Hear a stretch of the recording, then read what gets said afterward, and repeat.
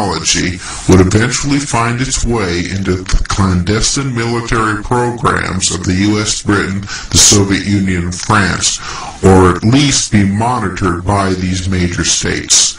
This fundamental principle of globally managing alien affairs was particularly important in those parts of the planet where ancient civilizations existed and where alien artifacts were likely to be hidden in inaccessible or yet to be discovered areas.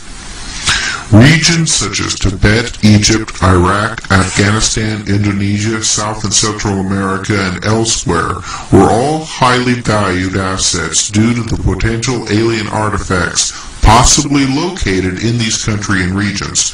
The global cooperation between the U.S. and the Soviet Union and other permanent members of the UN Security Council members in responding to the alien presence and gaining access to alien artifacts yielded to intense strategic cooperation for control of these territories and their hidden treasures. The Cold War ideological conflict masked the very real struggle for each major state to maximize its power in terms of the technological breakthrough alien artifacts would provide. There is evidence that the invasion and takeover of Iraq is but the latest example of a regional military conflict whose ultimate prize is alien artifacts that would impact on the technological programs of the major states managing alien affairs. The split between NATO members France and Germany with the United States and Britain over the legitimacy and timing of the military intervention in Iraq suggested that a fundamental realignment in managing alien affairs had occurred with France and Germany siding with Russia and even China in wanting to restrain the United States. This suggested that the post-Second World War cooperation for managing alien affairs was under severe strain and that very real tensions lay underneath the polite language of international diplomacy.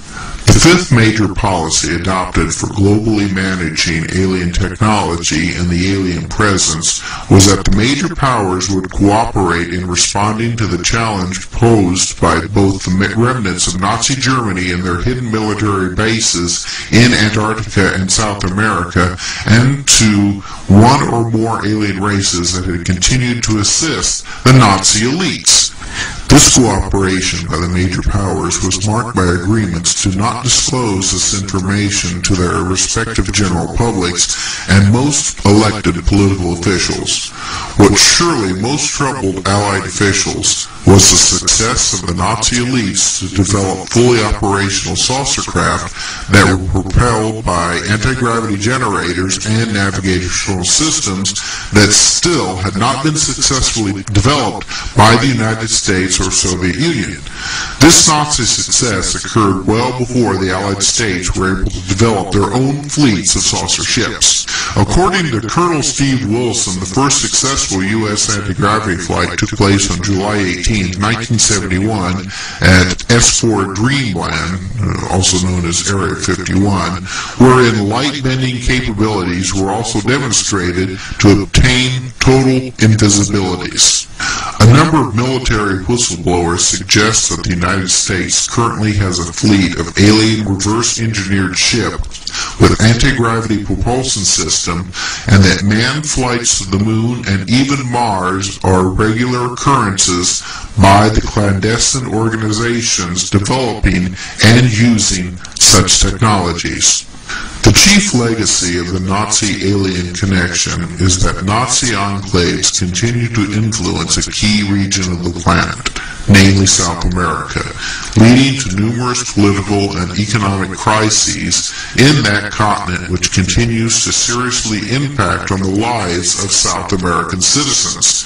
Furthermore, there are claims by a number of researchers that Nazism continues to covertly influence government policy at the highest level in countries such as the United States, Russia, and to a lesser extent, Britain and France, through the Nazi scientists and intelligence officials brought into those countries after the Second World War. These former Nazi scientists and officials assumed prominent leadership positions participants in the clandestine programs to develop alien-inspired technologies, and thus become Trojan horses for Nazi principles and beliefs, both in government and corporations that fulfill numerous contracts that service the military and intelligent communities in the United States. This is especially the case in projects that involve mind control and genetic experiments that utilize alien-inspired technologies for a variety of purposes. There is evidence that Nazi infiltration through the Trojan horse of former Nazi scientists into the military-industrial complexes that oversee alien affairs is so significant as to constitute a direct threat to democracy and liberty in the United States and other major powers. There is a need for full disclosure of alien affairs in general in order to make it possible for humanity to make the transition to the reality of extraterrestrial life and the political issues that arise with dealing with alien affairs. There are not only ethical and political principles that motivate full disclosure, but there are also significant national security principles at stake. The very survival of the United States as the bastion of liberty and democracy are at stake if clandestine projects dealing with alien affairs and the continued Nazi influence are not placed under the oversight of the appropriate congressional and executive committees that are open to the public and in their operations and reports. At a global level, there is a similar threat that key institutions that manage alien affairs have become infiltrated by Nazi elites and/or Nazi principles. It is imperative that the public become fully informed of the existence of aliens, their activity and agendas in supporting the Nazi elites, and their activities since the end of the Second World War. Because of the Nazi alien connection, the New World Order, who had originally funded the development of Nazi Germany, had to make necessary changes in their agenda of controlling the planet. The unexpected arrival of the alleged aliens and the New World Order's inability to control them forced the secret controllers to forge new plans and alliances. What has been beneficial to the New World Order is the alleged aliens' secretive, if not downright deceptive nature. The aliens appear to enjoy playing games and making promises that are often broken. As well, they make predictions of the future that come true and then encourage their human contacts to publicly reveal additional predictions that are often apocalyptic in nature. When these predictions don't come true, the credibility of the UFO contacts are ruined forever. The New World Order has used this evasive nature of the UFO beings to work in their favor. While the secret alliances have worked for decades to keep UFOs secret, the New World Order has done everything possible to spread the news that UFOs are alien spacecraft. Of course, the New World Order also spreads an abundance of disinformation about UFOs and aliens. This effort has created a schizophrenic impression with the public. One side believes that all UFOs and the creatures that pilot them are extraterrestrial, while the other side thinks that UFOs are simply the work of overproductive imagination. This creates confusion and uncertainty. So while the New World Order may not be able to control UFOs and the creatures who fly them, they can still control the public's perception of them.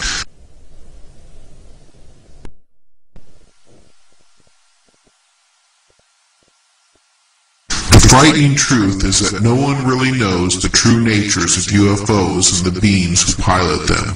They could be extraterrestrials, but there is also good evidence that they could be time travelers or from other dimensions.